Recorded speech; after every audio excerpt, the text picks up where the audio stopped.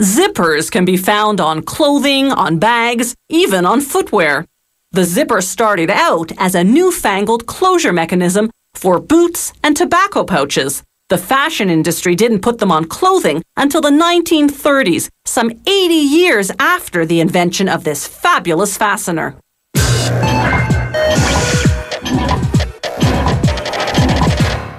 An American, Elias Howe, was the first to patent a zipper-like clothing fastener in 1851, but he never ended up marketing it. It wasn't until 1893 that another American, Whitcomb Judson, designed a similar device called a clasp locker. He eventually hired a Canadian engineer, Gideon Sundback, to simplify the original complex design, which had never really taken off. In 1917, Judson and Sundback patented the modern zipper.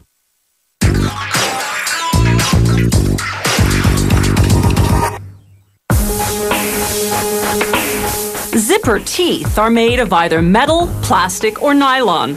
The fabric part of the zipper is called the tape. It's usually polyester, but sometimes cotton or a fireproof fabric. To make metal zippers, the factory feeds a long continuous roll of tape into what's called the teeth machine, along with a long roll of metal ribbon known as flat wire.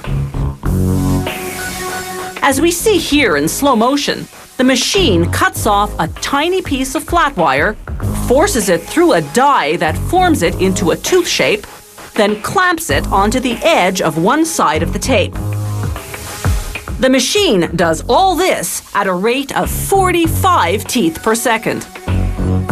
These zipper teeth are aluminum. Sturdier zippers are made of stronger metals such as brass and nickel. Depending on the model, teeth can range in width from about 3 to 10 millimeters. The wider the teeth, the thicker they have to be. Workers now feed two tapes with metal teeth into what's called the joining machine. The teeth interlock, meshing the two halves of what's now a continuous zipper. From there, it's into a cleaning machine, which first washes the zipper, removing any shards of metal left behind by the tooth-cutting process. After drying the zipper, the machine applies a coat of hot wax. This lubricates the teeth so the slider will glide over them smoothly. Next stop is the gapping machine. It removes a 4-centimeter long section of teeth at regular intervals. They'll later cut the tape at these gaps, dividing the continuous zipper into several shorter zippers. There are two main types of zippers. Closed-end zippers are the kind whose two halves don't separate at the bottom when opened. Purse zippers, for example. These need a part called a bottom stop, a thick piece of flat wire positioned at the base of the zipper. When you unzip, it stops the slider and prevents the two halves from separating. Open-end zippers are the kind whose two halves do separate at the bottom when opened. Jacket zippers, for instance.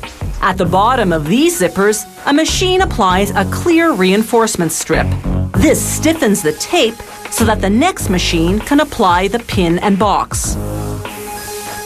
The pin is that vertical piece of metal on one half of the zipper that you have to align in the box on the other half before you can pull the slider to zip up.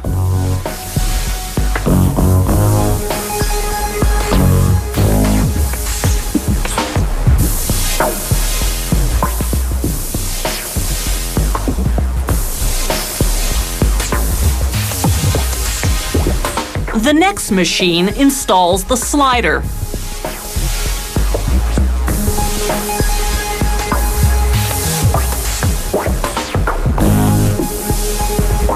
Watch in slow motion as it opens each gap and hooks a slider onto the track of teeth.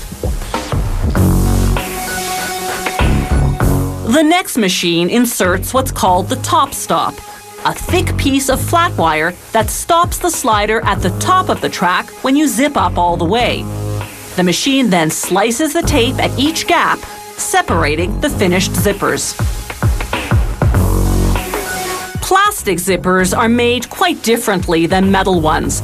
The tape is the same, but the teeth are made from plastic pellets. A machine melts them, then injects the liquid plastic into a mold that's the shape of a strip of zipper teeth. The mold cools almost instantly, hardening the plastic. The machine then stamps the teeth onto the tape, automatically gapping the desired zipper length at the same time. The excess plastic in the middle is remelted. There's no joining machine to mesh the two halves of plastic zippers.